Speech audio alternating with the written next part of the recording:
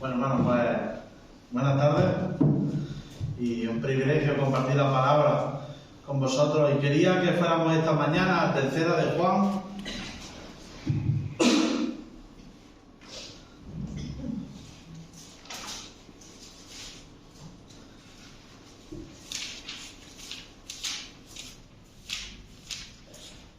Tercera de Juan, sabéis que solo tiene un capítulo.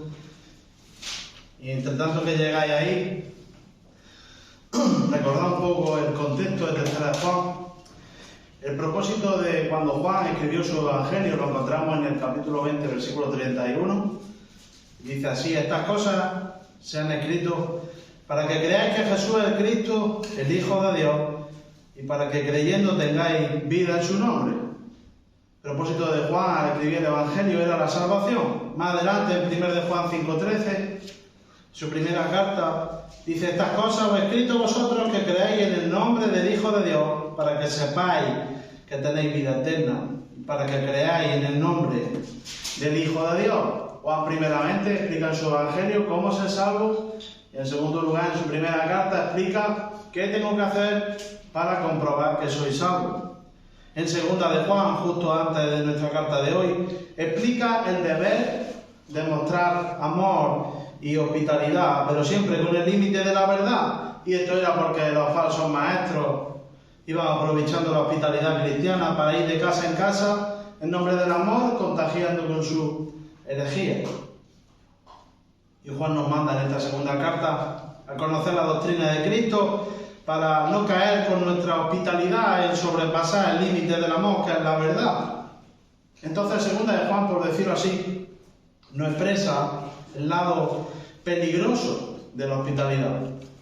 Ahora, ¿qué nos enseña Tercera de Juan, que es donde vamos a estar hoy? El lado positivo y el lado bueno de la hospitalidad cristiana. Tercera de Juan nos enseña que aquellos que enseñan fielmente la verdad deben ser amados por nuestra parte, deben ser cuidados por nuestra parte.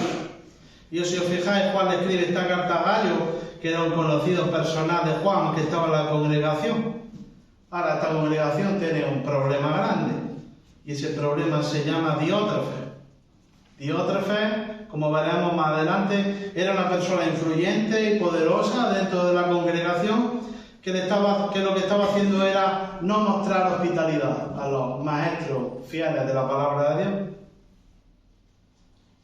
Incluso Diótrefes llegó tan lejos que calumnió al apóstol Juan y desafió su autoridad apostólica. Entonces lo que hace el apóstol Juan aquí es escribir esta carta a Gallo para animarle en esta situación en la que tenía que seguir siendo fiel a la palabra de Dios y tenía que seguir mostrando hospitalidad a los maestros de la palabra. En los versículos del 1 al 8, la idea principal, recordad, es que debemos de cooperar con la verdad. Y esto lo hacemos con nuestro amor hospitalario a los maestros de la palabra de Dios. Vemos aquí en estos versículos cómo Juan se preocupa aquí por Gallo, se preocupa por su salud física, se preocupa porque tenga salud espiritual y que todo esto lo tiene que hacer para realizar su ministerio sin oposición. Vemos como Gallo tiene un testimonio tal que los maestros de la palabra de Dios dieron ante la iglesia testimonio de su amor, testimonio de su servicio hacia los demás, y Juan le anima a Gallo a seguir realizando su ministerio para la iglesia, para la gloria de Dios. Ahora, lo que vamos a ver aquí en los versículos del 9 al 15, que es donde vamos a estar hoy, vemos aquí como Juan le va a advertir a Gallo. Y la idea de este texto es esta: cuidado con quien anda. Cuidado con quien anda. Fijaros lo que dice en Tercera de Juan, capítulo 1, versículo 9. Dice: yo he escrito a la iglesia, pero Diótrefes, al cual le gusta tener el primer lugar entre ellos, no nos recibe.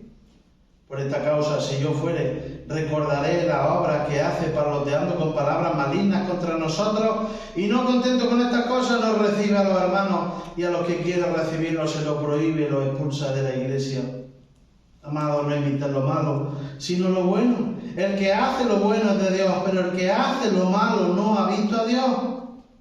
Todos dan testimonio de Demetrio, y aún la verdad misma. Y también nosotros damos testimonio y vosotros sabéis que nuestro testimonio es verdadero.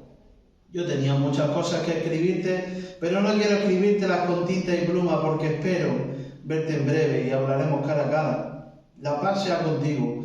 Los amigos te saludan. Saluda tú a los amigos, a cada uno en particular. Vamos a orar. Señor y Padre, te damos las gracias por tu palabra. Te damos las gracias porque podemos, Señor, estar una mañana más en ella. Te pido que tú me uses para tu gloria, Señor, como un instrumento tuyo, Señor, como un vaso frágil que soy, Señor, un inútil, Señor, sino es que tú, Señor, me usas para tu gloria. Te pido que tú me ayudes a la exposición de tu palabra, Señor, para tu gloria, que tú también, Señor, bendiga a mis hermanos y a cada persona, Señor, que esté aquí, Señor, que sea de bendición tu palabra y que tú abras sus corazones para recibirla. Y también sea una persona que no tiene a Cristo aquí, que tú, Señor, la salves, que tú le concedas vida eterna, Padre. A ti sea la gloria hoy y siempre. En nombre de Cristo Jesús. Amén. Amén. Todos los cristianos, igual que cada persona en este mundo, sin ninguna excepción, coincidimos en la misma cosa. Esa cosa es nuestro pecado. Todos, desde que nacemos, somos pecadores. Somos diferentes en el físico, somos diferentes en el carácter, en nuestros oficios, en nuestros gustos, en nuestra forma de hablar, en nuestra forma de expresarnos, pero todos y cada uno de los cristianos y todas las personas coincidimos en el pecado que mora en nosotros. Es por esto que necesitamos a Cristo para la salvación. Necesitamos arrepentirnos de nuestros pecados y creer que Cristo es Dios, que murió por nosotros en una cruz, que resucitó al tercer día y por medio del arrepentimiento de pecados y la fe en Cristo como nuestro Señor y Salvador, se salva. Que el Señor nos conceda la salvación. Pero, aún siendo salvos, ¿sabéis qué? Este pecado en el que coincidimos es el mayor problema que tenemos en nuestra vida. Nuestros días se dificultan muchas veces porque desde que nos levantamos hasta que dormimos, el pecado mora en nosotros. Y el problema no es que estemos esclavizados en el pecado, hemos sido libertados a la esclavitud del pecado por la regeneración de Dios en nosotros, somos una nueva criatura y es precisamente por esto que tenemos como creyentes genuinos constantemente la batalla espiritual, que es una evidencia de salvación.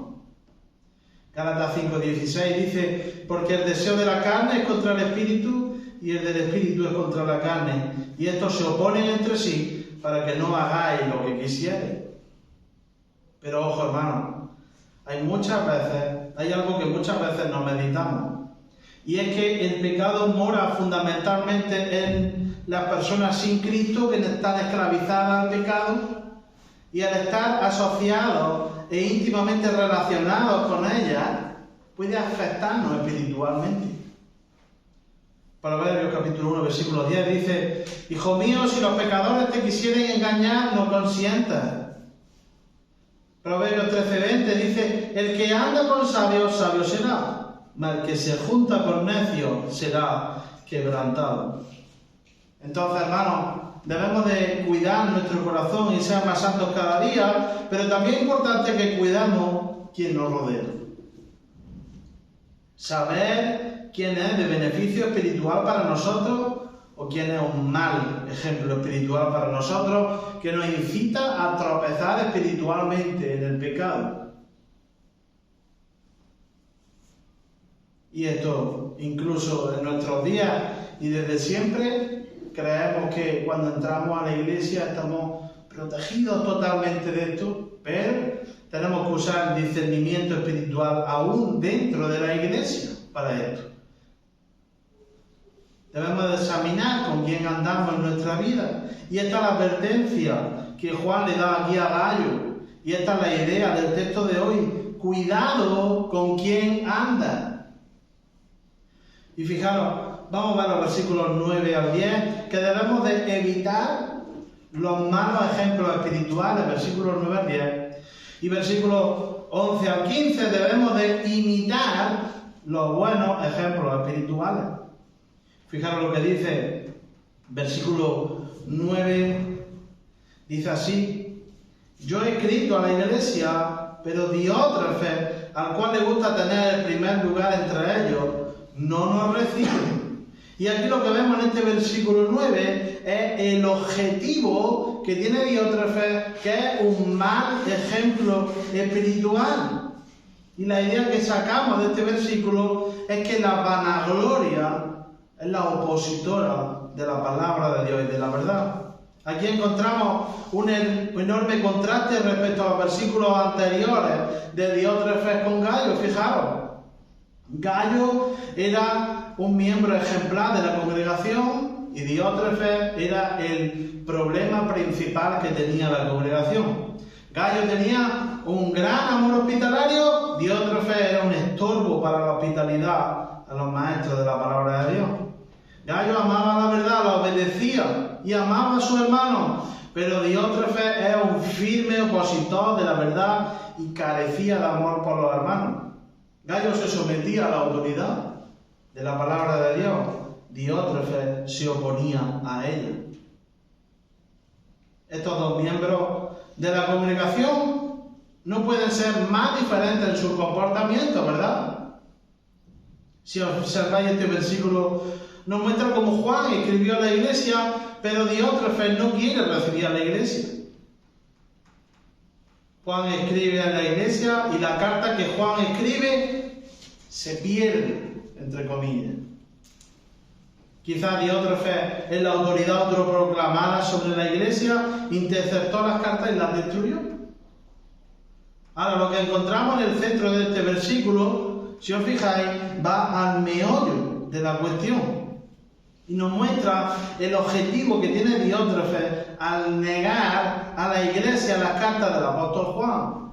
Fijaros lo que dice el versículo. Dice: al cual le gusta tener el primer lugar entre ellos. ¿Cuál es el objetivo de Diótrefes? La vanagloria. Es por esto que la idea de este versículo es que la vanagloria es la opositora de la verdad. Esa parte del versículo, le gusta tener, es un verbo que nos expresa algo continuo. Nos indica que este era el patrón en la vida de Diótrefes.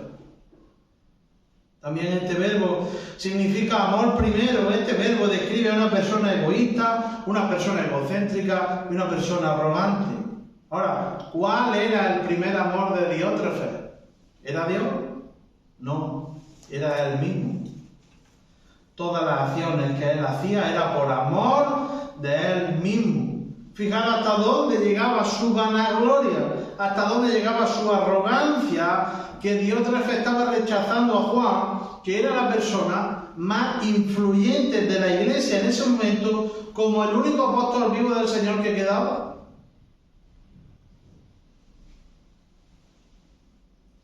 Fijaros como nos dice el versículo, que nos dice entre ellos. No dice el versículo con lo de afuera, sino entre ellos. La arrogancia de Diótrefes, su ansia de poder en la iglesia, es lo que los demás hace, quiere que le admiren, quiere que le sirvan. Va en el lado totalmente opuesto a lo que es un siervo de Cristo con liderazgo en la iglesia. Si observáis, Diótrefes no fue amonestado por su doctrina, que esto es normalmente lo que vemos en otras cartas. Diótrefes fue amonestado por su comportamiento de soberbia espiritual. ¿Qué aprendemos con esto, hermanos? La vanagloria es opositora de la verdad aún en nuestros días, cuando responsables que quieren la enseñanza solo de ellos no invitan a la iglesia hombres fieles de la palabra de Dios para que prediquen. Cuando los líderes no actúan como siervos, sino como reyes. Cuando escuchan a una persona hablar más de lo que es ella que de lo que Dios en su gracia ha hecho en él. Diótrefes estaba enseñoreándose de la iglesia, estaba estableciendo una autoridad en la iglesia que provenía de él solamente cuando pertenece solo a Cristo. Pero la iglesia solo pertenece al Señor, no pertenece a ninguna autoridad humana. Moody dice, y cito, Siempre se puede saber cuando un hombre está muy lejos de Dios. Siempre habla de sí mismo y de lo bueno que es. Fin de la cita. La vanagloria es opositora de la verdad, hermano, porque no promueve la gloria de Dios y la gloria de Cristo, en la que solamente se gloría el creyente porque le ha salvado. La vanagloria promueve la gloria del hombre. Esto es lo contrario a la base del Evangelio, tanto en la salvación como en la santificación. Pero este era el objetivo de Diótrefes, su vanagloria personal. Gayo tenía que tener cuidado con este hombre. Tenía que tener cuidado con quién andaba. Y no solamente por su objetivo, sino que el versículo 10 nos detalla cuáles eran las acciones de Diótrefes. Fijaos, el versículo 10 dice: por esta causa, si yo fuere, recordaré las obras que hace parloteando, con palabras malignas contra nosotros, y no contento con estas cosas, nos recibe los hermanos, y a los que quieren recibirlos se los prohíbe y los expulsa de la iglesia. Fijaros cómo la vanagloria de Diótrefes, que era que su objetivo le pervirtió detrás de tal manera que le llevó a pecar en otra área, le trajo consecuencias. Si os fijáis, este versículo empieza diciendo: por esta causa, si yo fuere, recordaré las obras que hace. ¿Qué está haciendo aquí Juan? ¿Por qué dice esto? Aquí lo que está diciendo el apóstol es que va a advertir a esta congregación, que va a advertir a esta audiencia que la ofensa de Diótrefes sobre el apóstol Juan, que está difamando sobre él, incluso está cuestionando su autoridad apostólica, está desafiando la autoridad de Cristo en su iglesia. Todo esto no va a quedar impune.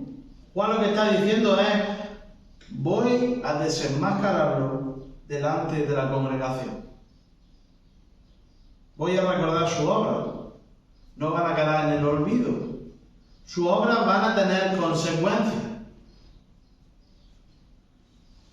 Y fijaros, Juan aquí está ya en una edad bastante avanzada de su vida, pero Juan no tiene excusa para disciplinar a Diótrefes ante la congregación por su vanagloria que lo llevó al pecado. Entonces, ¿qué es lo que va a hacer Juan cuando vuelva a la iglesia? Va a exponer el pecado de Diótrefes. Y Juan nos detalla aquí 3 pecados que ha cometido Diótrefes por su vanagloria.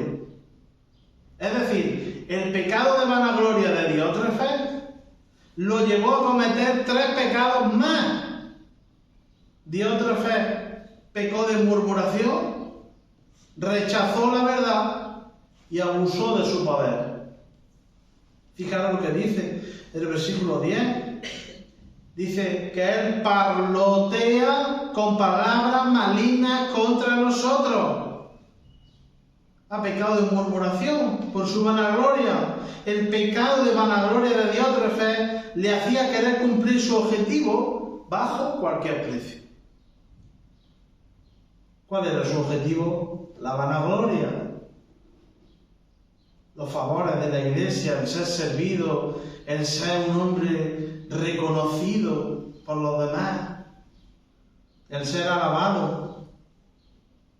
Si Juan o cualquier maestro de la palabra de Dios era recibido en la iglesia, sabéis que su supuesta gloria debía de ser compartida. Quizás su gloria sería anulada según su objetivo. Y es por esto que Diótrefes no quiere recibirlo. Ahora, que fijaros qué estrategia usa Diótrefes según este versículo. Él lo que hace es difamar con el pecado de la murmuración a los maestros de la palabra de Dios para que los miembros de la iglesia sientan oposición a su venida y no lo reciban. Fijaros hasta dónde llega su mente pecaminosa. Esta palabra que vemos ahí, parloteando, significa chisme.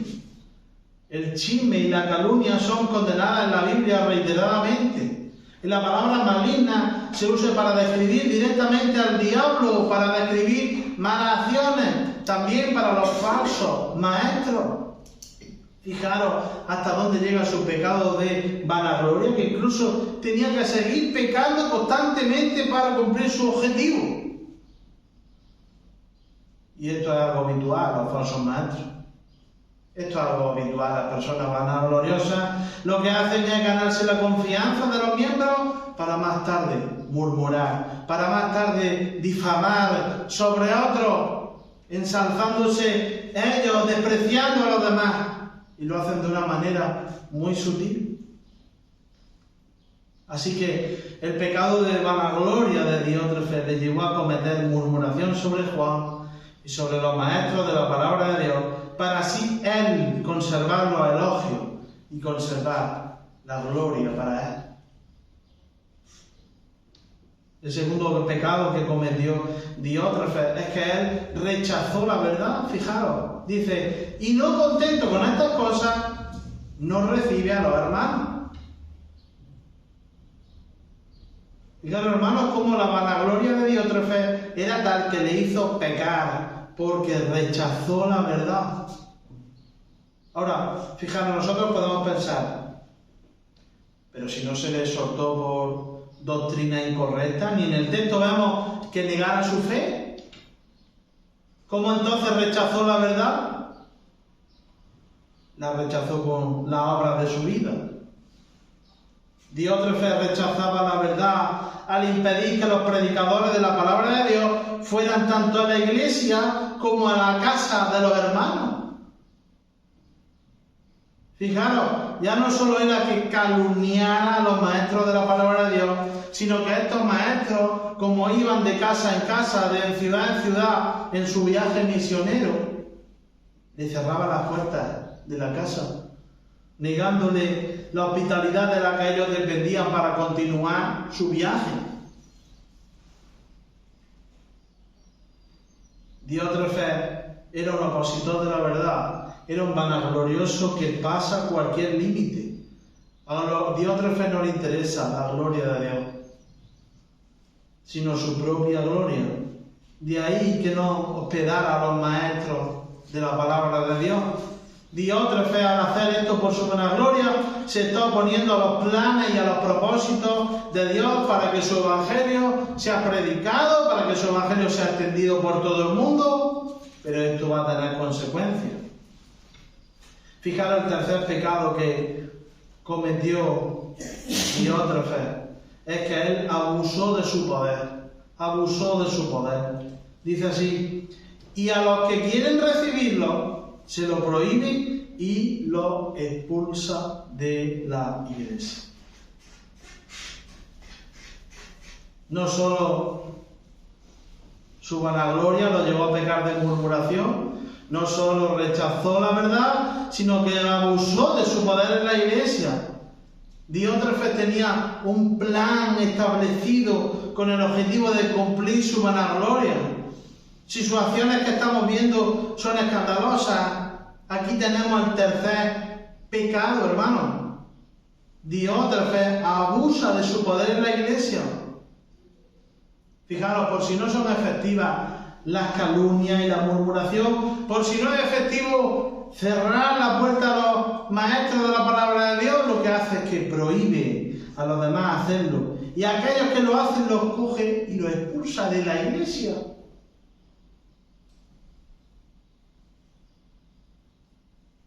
Diótrefes está en contra de todo aquel que suponía una amenaza para completar su plan de vanagloria. Quizás esto le había pasado a Gallo, y por eso Juan se lo estaba explicando en carta a Gallo, y por esto también en los versículos anteriores le animaba a que siguiera con su hospitalidad. Diótrefes abusa de su poder en la iglesia porque su orgullo espiritual le hace rebelarse a saber que la iglesia pertenece al Señor Jesucristo y que toda la gloria es para Él. Él es nuestro Señor, Él es nuestro Salvador. Debemos de aprender a cómo Juan enfrentó a este hombre. Como Juan aquí advierte a Gayo, le da esta advertencia para que Gayo sepa con quién tiene que tratar y con quién no tiene que tratar. Porque Diótrefes es un mal ejemplo espiritual. Tiene que tener cuidado con quién anda. Y tenemos que tener cuidado nosotros, hermanos, con quién andamos. En segundo lugar, hermanos, debemos de evitar los malos ejemplos espirituales, pero en contraste con esto, tenemos que imitar los buenos ejemplos espirituales. Versículos 11 al 15. Y en el versículo 11 vemos aquí cómo un buen ejemplo espiritual es revelado por su obra, versículo 11. Y en segundo lugar, versículo 12, vemos que un buen ejemplo espiritual tiene un testimonio visible. Y en esta advertencia de que tenemos que tener cuidado con quién andamos, hermanos, aquí tenemos algo para examinar quién es un buen ejemplo espiritual. Fijaros lo que dice versículo 11. Amados, no imiten lo malo, sino lo bueno. El que hace lo bueno es de Dios. Pero el que hace lo malo no ha visto a Dios. Fijaros, hermanos, un buen ejemplo espiritual es revelado por su obra. Y aquí tenemos que tener discernimiento espiritual al igual que con Diótrefes. Y fijaros cómo este versículo 11 parece a primera vista casi como que interrumpe el pensamiento y la idea que Juan le estaba transmitiendo a Gayo en el versículo 10, ¿verdad? En los versículos 9 y 10 le está advirtiendo de que Diótrefes es un mal ejemplo espiritual, que tiene que tener cuidado con quien anda y que debe de evitarlo. Pero si observáis, tenemos de unos versículos a otros otro tremendo contraste. Pasamos de una advertencia sobre Diótrefes a un elogio sobre Demetrio, como vamos a ver. Demetrio es un conocido de Juan, es un hermano fiel al Señor, de buen testimonio al que Gayo tiene que recibir y Gayo tiene que mostrar hospitalidad. Es por esto que lo primero que Juan hace después de mostrar este contraste es darle un mandamiento. Le dice, amado, no imiten lo malo, sino lo bueno. Es decir, fijaros, Gayo tiene un mal ejemplo espiritual que es Diótrefes y un buen ejemplo espiritual que es Demetrio.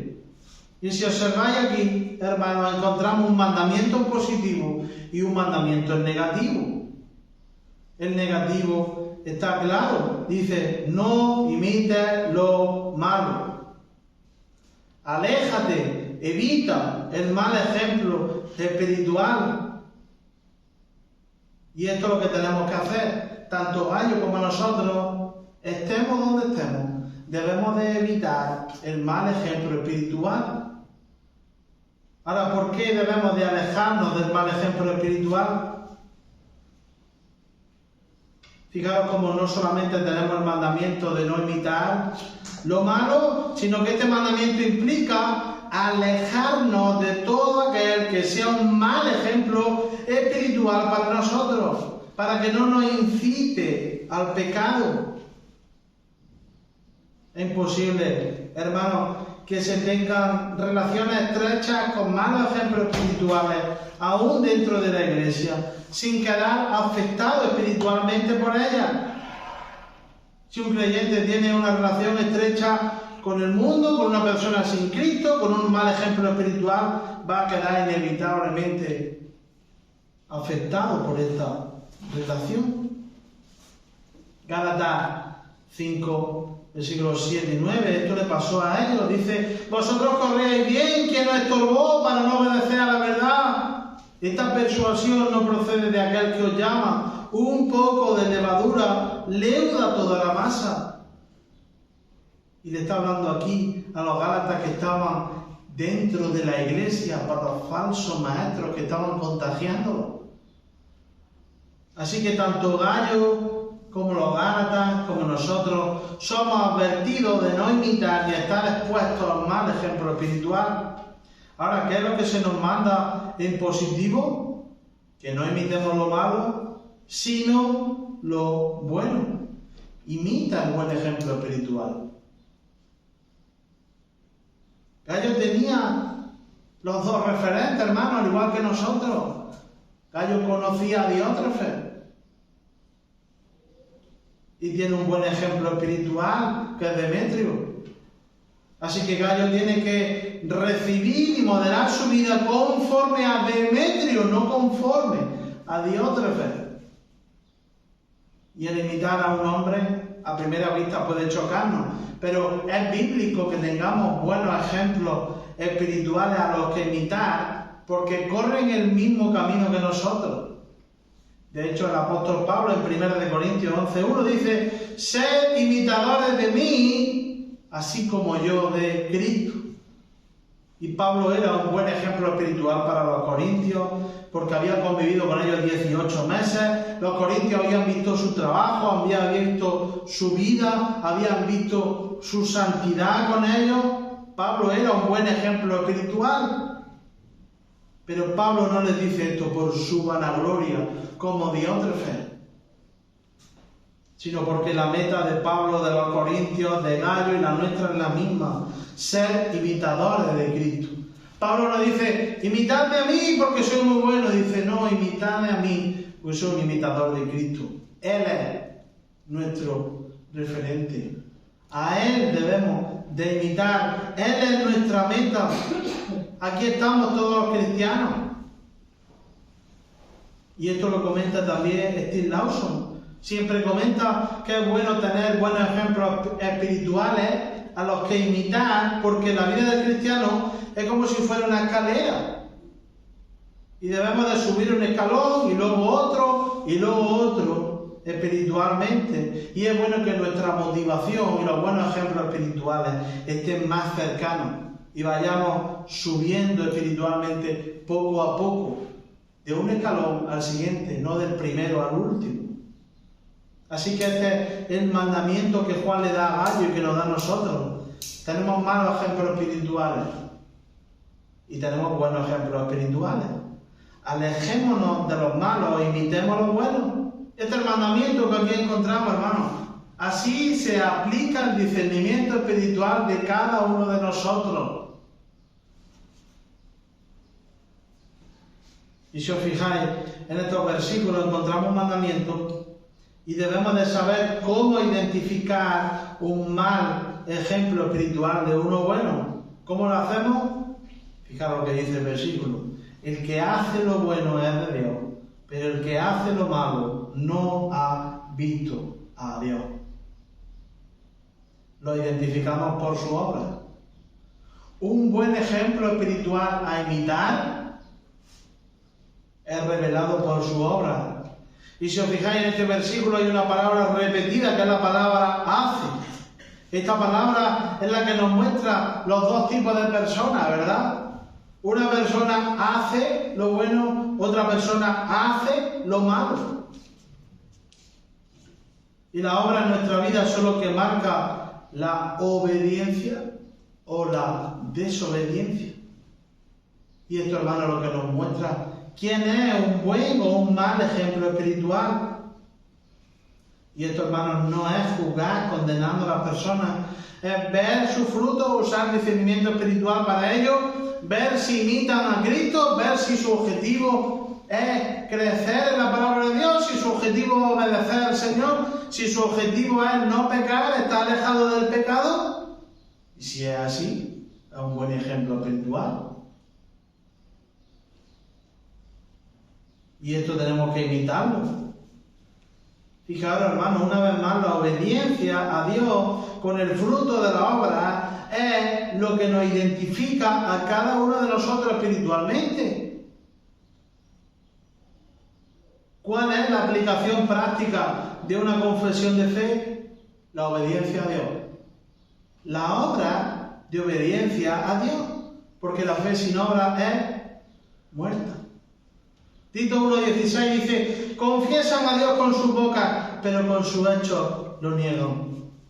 Primero de Juan 2, versículos 3 y 4, dice, en esto sabemos que nosotros le conocemos si guardamos sus mandamientos. El que dice, yo le conozco y no guarda sus mandamientos, El tal es mentiroso y la verdad no está en él. La obediencia a Dios no es el medio de salvación, es la fe en Jesucristo. La salvación no viene por la obra.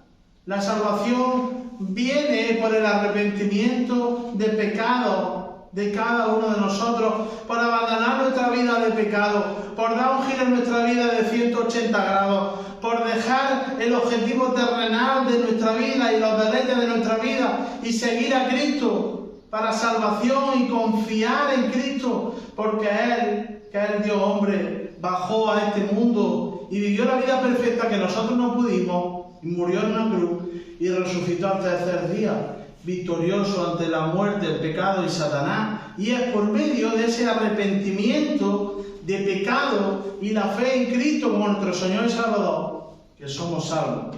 Y todo esto dirigido y sustentado por la soberanía de Dios, que es al único que le pertenece la salvación. Y como fruto de esto encontramos las obras que evidencian la salvación. Gallo tiene un mal ejemplo espiritual que es Diótrefes, porque sus obras eran de desobediencia a Dios, y un buen ejemplo espiritual a imitar como Demetrio, que era obediente a Dios. Entonces, Juan aquí nos muestra cómo tanto Gallo como nosotros podemos identificar un buen y un mal ejemplo espiritual. Así que, sabiendo esto, imitemos los buenos ejemplos espirituales. Y en segundo lugar, hermanos, un buen ejemplo espiritual no solamente es revelado por su obra, sino que tiene un testimonio visible. Versículo 12 dice así: todos dan testimonio de Demetrio, y aún la verdad misma. Y también nosotros damos testimonio, y vosotros sabéis que nuestro testimonio es verdadero. Uno de los propósitos por el que Juan escribió esta carta era para que, al contrario de lo que estaba haciendo Diótrefes, Gallo recibiera amorosamente a Demetrio. De Demetrio solo sabemos que era un conocido personal de Juan. Demetrio era un hombre fiel al Señor. Y Juan, para demostrarle a Gallo que Demetrio es un buen ejemplo espiritual, le da aquí 3 fuentes de Demetrio que dan testimonio con su vida. Y lo que vemos aquí es que nuestro testimonio muestra quiénes somos. Y Juan le va a demostrar aquí a Gallo que Demetrio es un buen ejemplo espiritual a imitar, porque tiene un testimonio visible. Ahora, ¿cuáles son las 3 fuentes que dan testimonio de Demetrio? En primer lugar, la primera fuente que da testimonio de Demetrio es la reputación entre los hermanos. Reputación entre los hermanos. Dice así: todos dan testimonio de Demetrio.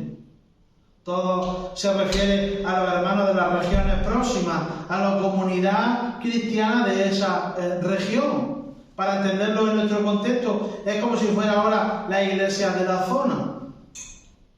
Ahora Juan le explica a Gallo que los hermanos de la iglesia cercana dan testimonio de que Demetrio es un buen ejemplo espiritual y de que es digno de ser recibido por la comunidad cristiana con amor y gozo. Al margen de lo que quisiera acusar Diótrefes, todos dan testimonio del buen testimonio espiritual que tiene Demetrio. La segunda fuente es la vida misma de Demetrio. Fijaros, dice, y aún la verdad misma. La vida misma de Demetrio es la segunda fuente que Juan usa para decirle, es un buen ejemplo espiritual. Y podemos pensar que esto es muy evidente porque el buen testimonio es visible por su vida misma, pero que la verdad misma de testimonio de la vida de Demetrio significa esto. Significa que su vida concuerda con la verdad que proclama y cree. Está unido Y esto es algo que es innegable, esto es algo que es inevitable en la vida de un cristiano que ha creído en la verdad. La vida y el testimonio visible de Demetrio expresaba la salvación verdadera, la regeneración de una persona sin Cristo a una persona con Cristo. La vida de Demetrio predica la verdad, lo hace con su vida. Y la tercera fuente, fijaros, son los líderes espirituales. Dice, y también nosotros damos testimonio, y vosotros sabéis que nuestro testimonio es verdadero. Y aquí, hermanos, es fundamental que entendamos el contexto.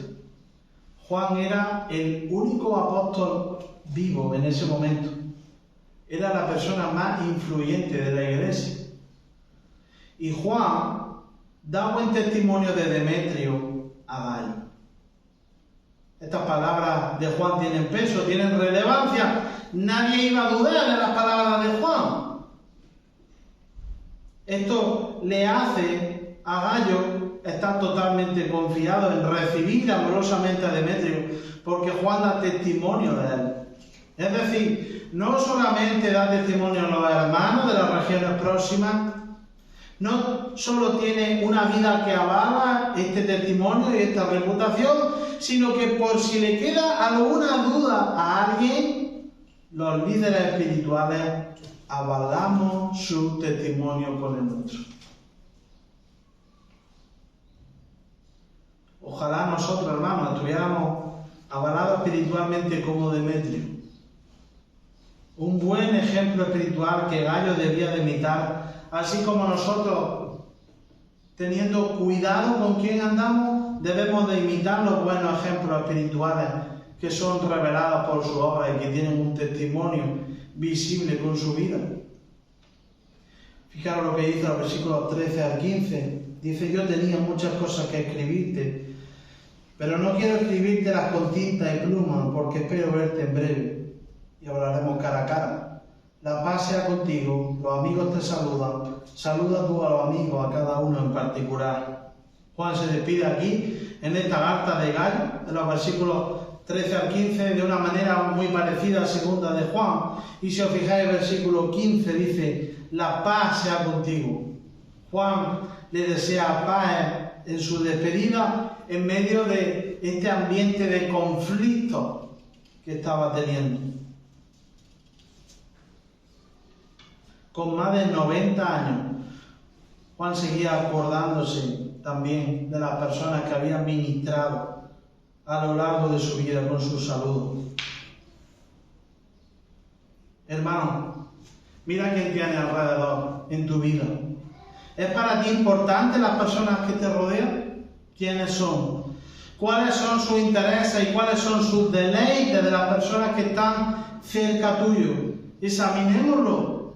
¿En qué está enfocada su vida? ¿En qué está centrada su vida? ¿A qué te influencian estas personas? ¿Te influencian a las cosas celestiales o te influencian a los intereses terrenales? ¿Son de estímulo y buen ejemplo espiritual para ti? ¿Sus vidas son de ánimo para ti? ¿Crees que si tu vida gira alrededor de personas que no tienen a Cristo, no va a quedar tu vida afectada espiritualmente? Cuidado con quién andamos, hermanos. Cuidemos nuestra vida espiritual. Vamos a orar. Señor y Padre, te damos las gracias por tu palabra, Señor. Gracias porque siempre nos exhorta, nos vivifica, porque siempre es de bendición para nosotros. Gracias, Señor, porque podemos, Señor, por medio de ella, alabarte, conocerte, Señor, y glorificarte. Bendícenos, Señor, tú en el resto del día. Que todo sea en nuestra vida conforme a tu voluntad. En el nombre de Cristo Jesús. Amén.